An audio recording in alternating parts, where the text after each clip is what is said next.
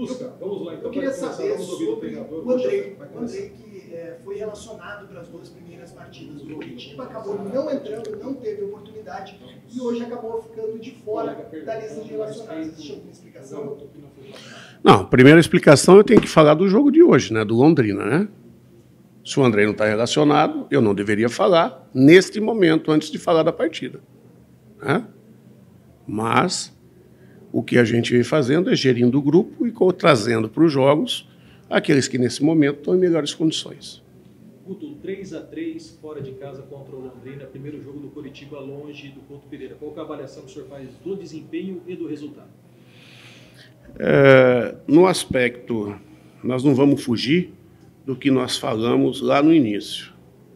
Nós nunca vamos estar felizes quando a gente não levar uma vitória de qualquer jogo que a gente entre, né? Mas nós temos que ir coerentes com o momento nosso. Nós estamos num momento de construção, de melhoras, e você pega a estatística do jogo aqui, né? Nós tivemos no primeiro tempo 65% de posse de bola e no segundo tempo 68%. Nós tivemos 24 finalizações contra 9 do adversário. Chances de gol 5 do adversário, 9 nossa. Chances claríssimas de gol, né? Finalizações bloqueadas 2 e finalizações bloqueadas por eles, nossas 5. Enfim, os números todos, uma vantagem avassaladora. Mas por que não levou a vantagem para casa? Porque tiveram alguns pontos importantes dentro da partida onde nós temos que ter um controle maior. Alguns pequenos momentos da partida, no primeiro tempo, por exemplo, o gol deles, nós tivemos uma desatenção, onde nós não saltamos para bloquear uma jogada de fora, a bola desviou bastante na frente do goleiro, eu estava bem de frente, na frente do Gabriel, acabou tocando na trave e nós seguimos desatentos, né, não pegando o rebote e não encaixando a área. Viramos o jogo, estávamos com o controle tranquilo da partida, inclusive tivemos chances de fazer o terceiro, de ganhar vantagens mais significativas na partida e acabamos errando, não fizemos.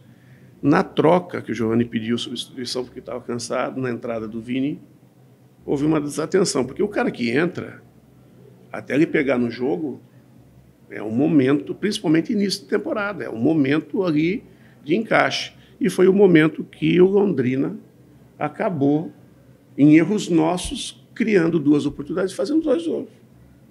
Nós não desistimos, retomamos o jogo, empatamos o jogo e tivemos chance novamente de virar, né?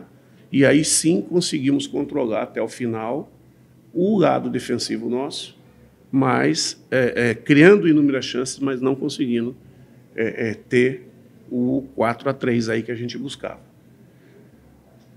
Situações, está contente? Não, eu queria ter ganhado. Pelo que nós jogamos, eu queria ter ganhado. Mas consciente de que nós estamos no caminho certo, que nós fizemos muita coisa boa e algumas coisas que nós precisamos melhorar bastante. Guto, como é que você vê nesse começo de trabalho, no desenvolvimento do trabalho mesmo, que se espera, de evolução, tanto esse volume ofensivo que você cita, inclusive com números, quanto essas questões de ajustes, talvez especialmente defensivos, aí, que também atrapalharam para conseguir o resultado? Eu acho que passa por alguns fatores, né? Um pouco mais de maturidade, não enquanto jogador, mas enquanto equipe, né? Os ajustes vão sendo feitos em cima dessa maturidade, né? Cada um vai conhecendo um ao outro, sabendo como cada um reage em algumas situações. Nós tivemos algumas bolas, por exemplo, ganhando 2-1, a gente não podia acelerar tanto a nossa saída, a ponto de, às vezes, errar algumas situações de carregar a bola e acabar precipitando passes pelo meio, que acabaram gerando os contra-ataques. Não podia mais oferecer o contra-ataque. Então, são ajustes que nós temos que fazer. Esses ajustes carecem, sim, de tempo, de treino e de conversas, né? Em cima do jogo de hoje, tenho certeza que para o próximo a tendência é eles estarem mais atentos mas não vamos ter tempo de treinar. Nós praticamente vamos descansar na volta e fazer regenerativo, ativo ali de alguns minutos para o jogo do Operário. Então, o que eu volto a falar, nós vamos tentando construir nas partidas e no pouco tempo que nós temos de trabalho no dia a dia, porque faltam 7 jogos ainda nessa sequência e depois entra a Copa do Brasil e entra outras coisas. Sem tempo, se eu botar sempre a mesma equipe, eu vou me complicar, né? Eu acho que o que nós rodamos hoje foi importante para a sequência que vem pela frente. Tem alguns jogadores que responderam muito bem, tem outros que podem responder melhor, né? E o trabalho segue firme e forte nessa linha. Guto, a mudança de postura no segundo tempo ali foi um pouco da tua conversa no intervalo, que o time voltou um pouco mais decisivo, buscando mais ataque, conseguindo criar várias chances, até que você colocou, fez o segundo gol, poderia ter criado até o terceiro gol em seguida. Foi um pouco do papo do intervalo, isso? Cara, nós não deixamos de atacar no primeiro tempo. Nós tivemos, até o término do primeiro tempo, nós tivemos um volume bastante alto também, né? O Londrina sustentou um pouquinho melhor. E a questão do futebol hoje, ele está tão dinâmico que, às vezes, numa fração de segundos, tudo vira. Então, nós começamos muito bem o segundo tempo, nós viramos, e depois, numa fração de segundos, tomamos uma virada. E é isso. Você vai exercitando esse nível de concentração, esse nível de confiança, melhorando o dia a dia e crescendo. As coisas não vão se resolver já em detalhes, né? É um progresso, dia a dia, melhorando parte física, melhorando parte técnica e tática. Eu acho que, em cima do tempo que nós temos de trabalho, nós estamos apresentando muita coisa interessante. Queria que o senhor falasse do gol do Pomba e também sobre o desempenho do Natanael, que entrou e deu uma dinâmica diferente no segundo tempo, principalmente pelo lado do campo. O Natanael é um jogador com mais rodagem do que o Diogo, né? O Diogo é um menino que está começando a ter oportunidades, né? O ano passado teve algumas, esse ano está voltando a ter oportunidades. O Wesley já é um jogador que teve no Ituano, né? Teve uma temporada interessante na Série B, jogador que tem alguns pré-requisitos, algumas características interessantes, e hoje teve a felicidade de já chegar fazendo gol, né? É um jogador que tem características que podem nos ajudar. Então, entrou bem, buscou, e o caminho é esse, é poder dar respostas semelhantes ao que eles vêm fazendo nos treinos, nos jogos, e possa nos ajudar a construir um ano de vitórias. Boa noite, Guto. Você tem dado oportunidade para vários atletas desse início de temporada, mas eu gostaria de falar de um específico, que é o Figueiredo, que chegou esse ano ao Coxa e parece que ele está se sentindo em casa. E mais uma vez ele fez um ótimo jogo hoje, marcou o primeiro gol dele com a camisa do Curitiba, e o posicionamento dele no Coxa tem chamado a atenção. Ele é um jogador de beirada, mas está jogando bastante pelo meio. Gostaria que você falasse um pouquinho sobre isso. Então, o Figueiredo, na base, foi um jogador que chegou a jogar de 9, jogou de 7, em alguns momentos jogou de segundo volante. Por quê? Porque ele é um jogador de qualidades técnicas interessantes, né? Um jogador que tem um jogo associativo interessante, um jogador com força, e tem uma coisa que ainda não começou a aparecer, que é o chute dele, o chute frontal dele. Ele tem um chute muito potente, ele ainda não acertou, ainda não está com essa confiança, né? E eu acho que a questão dele começar a se sentir em casa é como o grupo acolhe ele, a confiança que a gente tenta passar não só para ele, mas para todos, né? E um jogador que tem uma rodagem importante, foi um jogador que já teve um acesso com o Vasco, foi um jogador que participou da campanha na Série A, né? Eu acho que 1 ou 2 anos. 2 anos no Vasco, né? Então não embora seja jovem, não é totalmente menino, né? Tem uma bagagem em cima. E que bom que a confiança dele está crescendo e que ele possa, no Curitiba, desempenhar o seu melhor, inclusive em relação ao melhor momento dele, superior, inclusive, ao Vasco. Quando o cara tem boas características, a gente procura utilizá-lo aonde ele pode nos ajudar bastante. E ele tem característica para jogar em 3 ou 4 funções da nossa linha ofensiva. E é isso. Uma hora a gente coloca mais aqui, mais ali, e ele vem conseguindo nos ajudar. Espero que siga cada vez melhor até o final do ano, né? E com os resultados alcançados. Guto, ofensivamente o time produziu bastante. O Curitiba criou jogadas e marcou 3 gols, mas também sofreu 3 gols. O que você vê que precisa ajustar no setor defensivo da equipe? Eu acho que não é nenhuma, nem 2 coisas. Acho que são várias coisas, né? Passa por questão de concentração, passa por algumas tomadas de decisão que acabaram em momentos importantes da partida cedendo contra-ataques, né? E passa por intervenções, ações individuais que a gente precisa melhorar.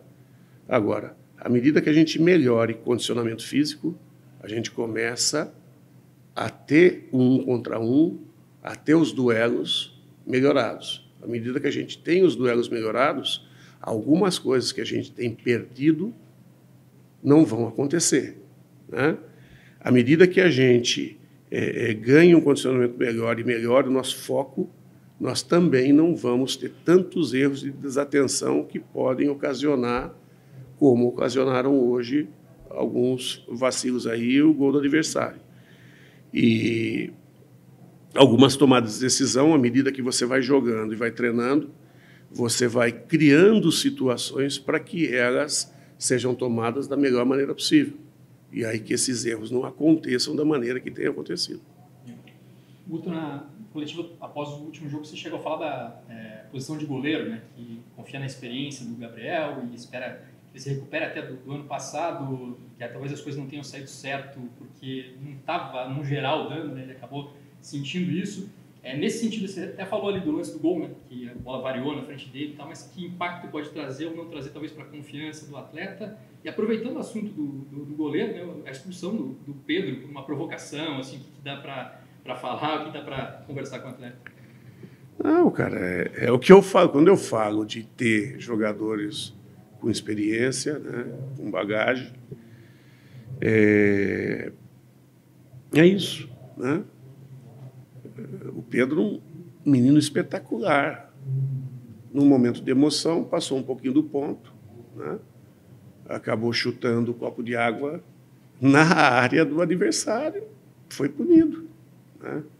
Que bom que nós não precisamos dele por uma lesão, por alguma coisa. Já chegou todo desesperado. Pô, professor, me desculpe, passei do ponto, na emoção e tal, né? Ele já sabia que ele ia ser chamado a atenção e o Thiago vai conversar. Para isso, foi um aprendizado medonho para ele. Um menino de 19 para 20 anos, com o destaque que ele está tendo, tenho certeza que dificilmente ele vai cometer um erro semelhante, porque ele sabe que ele teve prestes a nos prejudicar, né? Acontece. Isso aí é próprio da idade. E a gente tem que estar sempre formando, educando, né? A gente não pode jogar uma responsabilidade, mas também não pode permitir uma indisciplina, né? Nós temos que educar para que a disciplina não possa voltar a acontecer e, de repente, aí na frente nos prejudicar. Daqui a pouco, se tivesse algum tipo de situação, daqui a pouco o Benassi estaria impedido e o Gabriel estaria impedido para o próximo jogo. Eu ia escalar quem? Eu ia buscar um menino da base? Quem iria para o banco se eu escalasse um outro goleiro ali? Então, tudo isso a gente não pode cometer esse perfil de erros. Mas ele já chegou consciente, já no intervalo pedindo desculpa. Então, ele percebeu, né? Foi um vacilo, eu vacilo, todo mundo tem não vou dizer o direito, né? Mas acontece de passar um pouquinho do ponto. Na emoção passou do ponto. E depois... Qual é o impacto desse lance assim, para essa recuperação de confiança do Gabriel? Não, cara, o Gabriel é um cara experiente. É um cara experiente. Eu tenho certeza que ele vai respirar fundo e o que aconteceu hoje foi normal do jogo. Normal do jogo. O cara que está ali para defender, ou às vezes não defende. E eu preciso avaliar melhor se teve erros dele, né? Eu olhando só de fora ali, analisando o jogo de fora, eu não consigo fazer uma leitura se ele errou nos lances, né? O fato de ter tomado 3 gols, daqui a pouco a torcida, a mídia está colocando. Por quê? Porque o Morisco fez uma competição muito boa, tal, mas são processos de cada um, E a gente precisa, mais importante do que ter o Morisco voando, é ter os dois voando. E volto a falar, nós não vamos abrir mão de nenhum dos dois. Nós vamos trabalhar para ter os dois muito bem. Porque os dois bem, um vai fazer o outro crescer. Milton, sobre a escolha do ataque hoje que você formou com 4 nomes ali, a gente viu muito o Robson e o Figueiredo pelos lados, o Herbert com o professor Daniel por dentro, até o Jamerson espetando... O Figueiredo não estava 100% pelos lados, né? O também espetava pelo lado, Mas o que você pretendia com essa formação diante do Londrina que você tinha avaliado? O que nós conseguimos? Nós conseguimos furar as linhas defensivas do Londrina e chegamos muito na frente do gol, né? Faltou um pouquinho mais de precisão.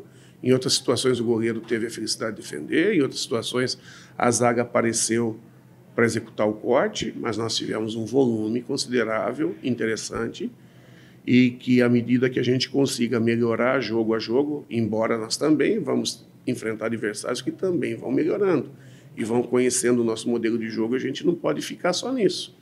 Então, nós temos que melhorar, não só para ter um maior nível de precisão, mas também para ter variações que impeçam os nossos adversários de conseguir nos brecar.